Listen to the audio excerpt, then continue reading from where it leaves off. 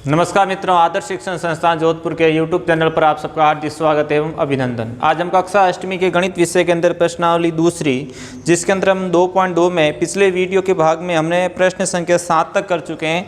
आज देखते हैं हम प्रश्न संख्या 8।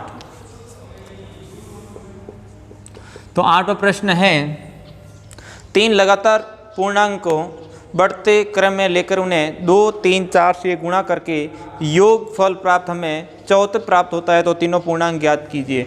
हमें क्या करना, 3 पूर्णांक बढ़ते क्रम में लेना है और तीनों पूर्णांक को क्रमशः 2, 3, 4 से गुणा करना है और उस गुणा करने के बाद उसका योग करेंगे तो हमारा 74 आना चाहिए। तो हम देखते हैं सबसे पहले प्रथम पूर्णांक। तो पहला पूर्णांक लेते हैं अपन, प्रश्न संख्या 8 का हल प्रथम पूर्णांक या पहला पूर्णांक, ठीक है, एक ही बात है। प्रथम पूर्णांक हमने x मान लिया, तो दूसरा पूर्णांक क्या हो जाएगा या द्वितीय पूर्णांक क्या हो जाएगा,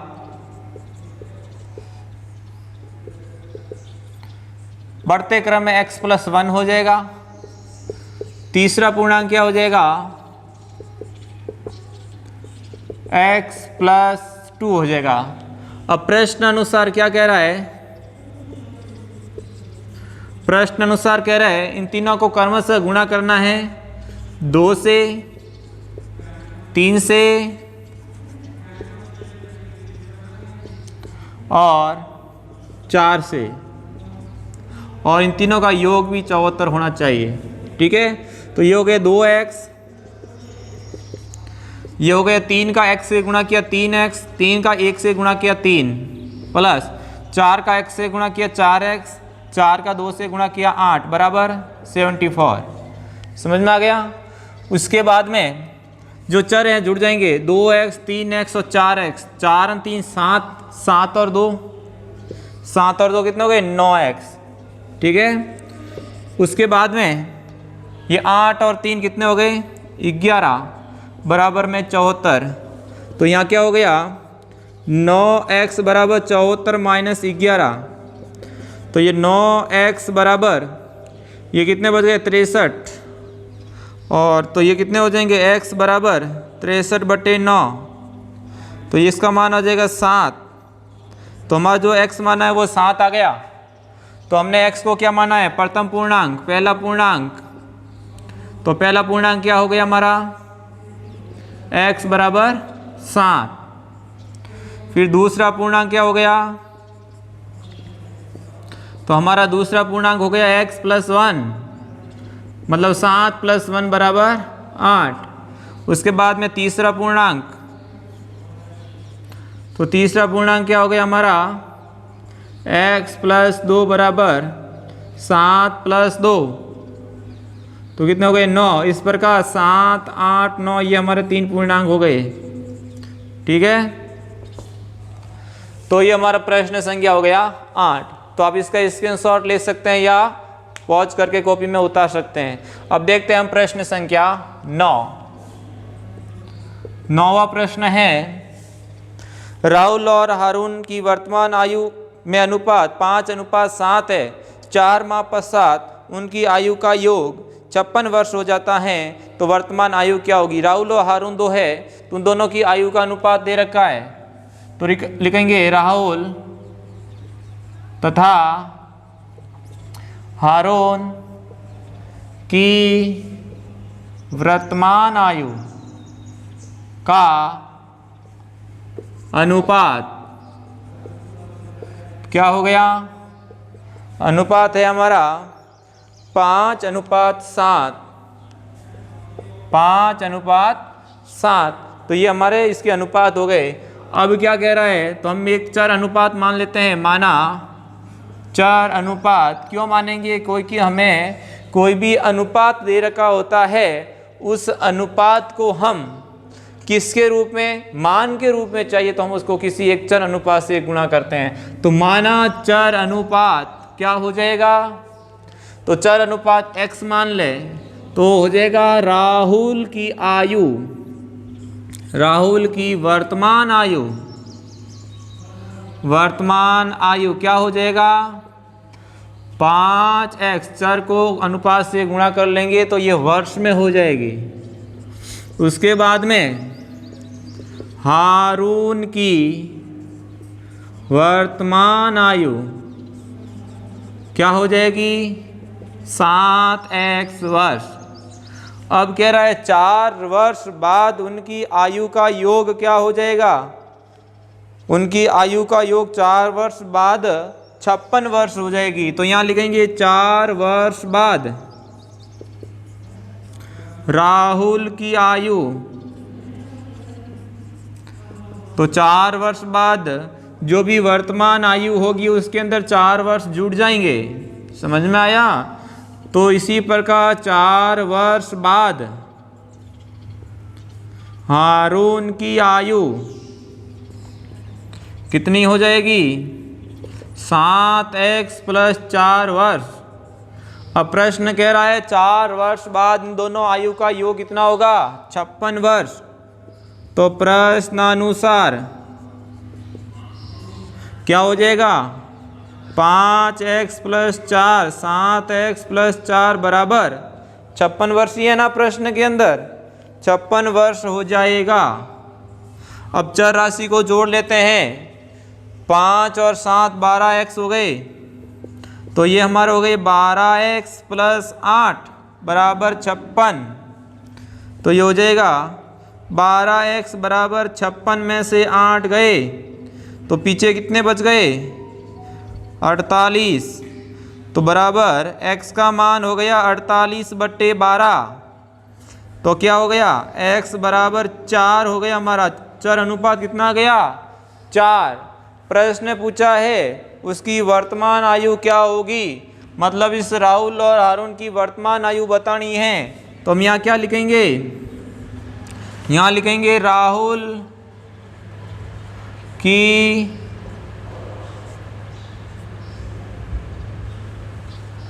वर्तमान आयु, वर्तमान आयु तो क्या है? 5x की जगह मान लेंगे 4 तो हो जाएगा 20 वर्ष। कितनी हो जाएगी? 20 वर्ष। अब इसी प्रकार अगला हारून की वर्तमान आयु कितनी है? 7x 7 × x की जगह 4 28 वर्ष हो जाएगी इसकी आयु। तो इस प्रकार राहुल की वर्तमान आयु 20 वर्ष और हारून की वर्तमान आयु 28 वर्ष हो गई। तो इस प्रकार ये हमारा प्रश्न संख्या 9 है। अब देखते हैं हम प्रश्न संख्या 10। तो हमारा 10वां प्रश्न है किसी कक्षा में बालक और बालिकाओं की संख्या का अनुपात। देखो यह प्रश्न पहले वाले प्रश्न की तरह ही है तो मैं सीधा बताऊंगा। बालक तथा बालिकाओं की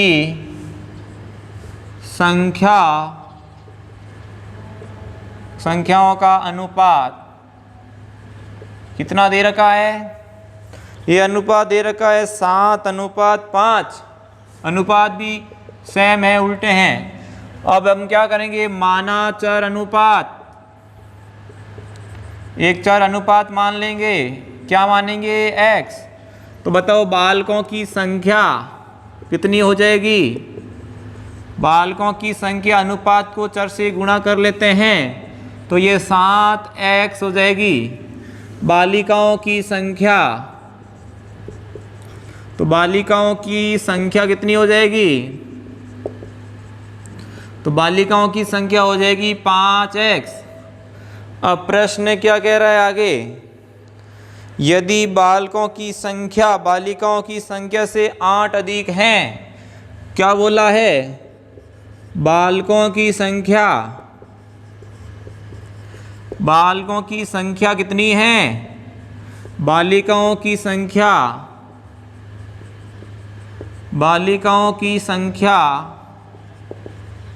से 8 अधिक है, मतलब +8 कर देंगे। तो बालकों की संख्या कितनी है? 7x। बालिकाओं की संख्या कितनी है? 5x। उसमें से 8 ज़्यादा करेंगे तो बालकों की संख्या के बराबर हो जाएंगे। तो पक्षांतर कर देते हैं। 7x उधर से इधर लेके आए तो 5x बराबर 8। तो 7x में से 5x गए 2x बराबर 8। तो x का मान कितना हो जाएगा 8/2। तो x का मान हो जाएगा 4। ये हमने चर माना था, और चर किसके लिए? बालक और बालिकाओं की संख्या के लिए। तो हमें प्रश्न पूछा है कक्षा में कुल विद्यार्थी कितने हैं, तो हम लिखेंगे कक्षा में कुल विद्यार्थी। दोनों अलग अलग याद करके भी कर सकते हैं और साथ में भी करना है, तो दोनों को संख्या को जोड़ देते हैं। बालक और बालिकाओं की संख्या दोनों जोड़ दें, तो 7x + 5x बराबर 12x हो गई। तो कितनी हो जाएगी? 12 × x का मान कितना है? 4। तो 12 चौक 48 संख्या हो जाएगी कुल विद्यार्थियों की संख्या। तो ये हो गया हमारा प्रश्न संख्या 10। अब देखते हैं अगला प्रश्न संख्या 11। तो हमारा 11 प्रश्न है, बाईचुंग के पिताजी उसके दादाजी से 26 वर्ष छोटे हैं और उससे 29 वर्ष बड़े हैं। यदि उन तीनों की आयु का योग 135 वर्ष है तो उनकी आयु अलग अलग ज्ञात कीजिए। तो हम देखते हैं, सबसे पहले ये पूछा है कि 3 जने हैं, बाईचुंग और उसके पिताजी और उसके दादाजी। इन तीनों की आयु का संबंध दे रखा है आपस में, और तीनों का योग 135 वर्ष दे रखा है। तो सबसे पहले हम मान लेंगे बाईचुंग की आयु। प्रश्न संख्या 11। बाईचुंग की माना, बाईचुंग की आयु क्या मान लेंगे? x वर्ष मान लेंगे। मान लिया। अब उसके पिताजी इस बाईचुंग से कितने बड़े हैं? देखो सेकंड लाइन देखें, 26 वर्ष छोटे हैं और उससे 29 वर्ष बड़े हैं। अब मुझे एक बात बताओ, प्रश्न देखें, बाईचुंग के पिताजी उससे दादाजी से 26 वर्ष छोटे हैं। पिताजी और दादाजी का जो आयु का अंतर है वो 26 वर्ष का है। मतलब जितने पिताजी होंगे उसमें 26 वर्ष जोड़ेंगे तो ये दादाजी हो जाएंगे। समझ में आ गया? तो एक चीज़ तो ये मिल गई है कि उसके पिताजी और दादाजी के बीच का जो अंतर है वो 26 वर्ष का। ये तो अपन को पता ही, दादाजी बड़े होंगे पिताजी से, तो 26 वर्ष का अंतर इसमें जोड़ देंगे। उसके बाद पूछा है, यदि नहीं, पिताजी उसके दादाजी से 26 वर्ष छोटे हैं और उससे 29 वर्ष बड़े हैं। किससे बड़े हैं? बाईचुंग से। तो बाईचुंग की आयु जितनी है उसके अंदर यदि 29 वर्ष जोड़ देंगे तो ये हमारे पिताजी की आयु हो जाएगी। समझ में आ गया? तो ये चीज़ हमारी समझ में हो गई। तो सबसे पहले देखो, इसको यदि मैं x मानूं, यदि मैं इसको x मानूं तो पिताजी की आयु आ जाएगी x प्लस 29 आ जाएगी।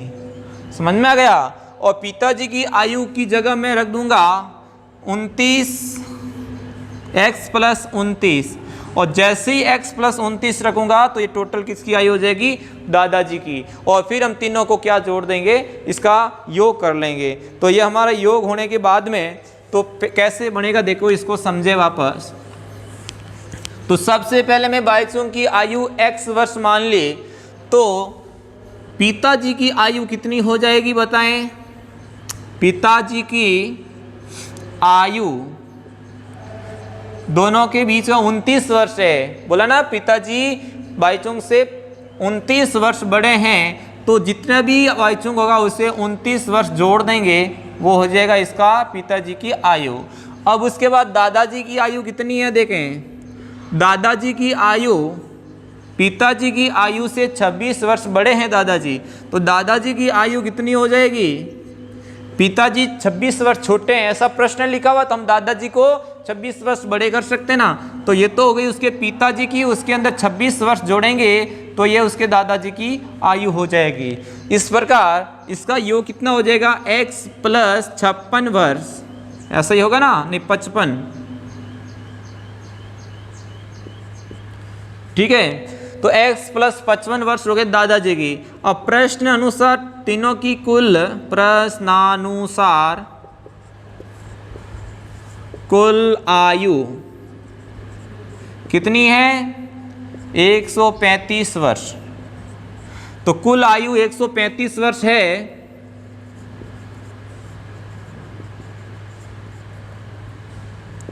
तो कुल आयु तीनों की योग कर लेते हैं। ये बाईचों की हो गई, ये बाईचों के पिताजी की हो गई और उसके दादाजी की हो गई। अब तीनों का योग कितना हो जाएगा? 135 वर्ष। उसके बाद में चर वालों को जोड़ दें, 1 2 3 एक्स है। कितने हो गए? 3x। उसके बाद में 55 और 29 को जोड़ते हैं तो कितना होता है हमारा? 65, 75, 85, 84 बराबर 135। उसके बाद में हम 84 को उधर भेजेंगे, 135 माइनस 84, तो ये क्या बच जाएगा बताओ? 3x बराबर 15 में 5 में से 4 गया, पीछे बच गया 1, पीछे 13 में से 8 गया तो इधर बच गए 2 और 3 5, 51 हो गए। तो x बराबर 51/3, तो ये हो जाएगा 17। तो हमारा चर हमने जो माना है वो 17 आ गया और चर माना है बाईचों की आयु। तो यहाँ हो जाएगा अतः बाईचों की आयु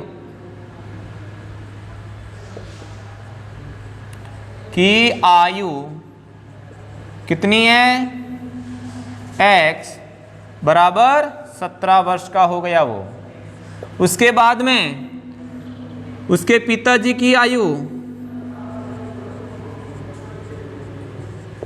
बाईचों के पिताजी की आयु कितनी हो जाएगी? x plus 29। x प्लस 29 है ना, तो इसके अंदर क्या कर देंगे? जो भी 17 आया उसके अंदर 29 को जोड़ देंगे तो ये हो जाएगा 46 वर्ष। ओके। अब तीसरा है बाईचों के दादाजी की आयु। तो उसके दादाजी की आयु कितनी हो जाएगी? x प्लस 55 था हमारा, देखो यहाँ पर x प्लस 55 का मतलब 17 प्लस 55, तो ये जोड़ेंगे तो कितना आ गया? 72 वर्ष का। अब तीनों को जोड़ देना तो आपकी यदि ये 135 वर्ष आ रही है तो सही है, अन्यथा गलत है। तो ये आप उतार सकते हैं। अब देखते हैं हम अगला प्रश्न संख्या। अब अगले वीडियो में बढ़ाएंगे, टाइम 20 मिनट हो गया है। तो ये आप प्रश्न संख्या 11 तक कर लेना और अगली क्लास में हम अगले भाग का वीडियो करेंगे। आज के लिए धन्यवाद।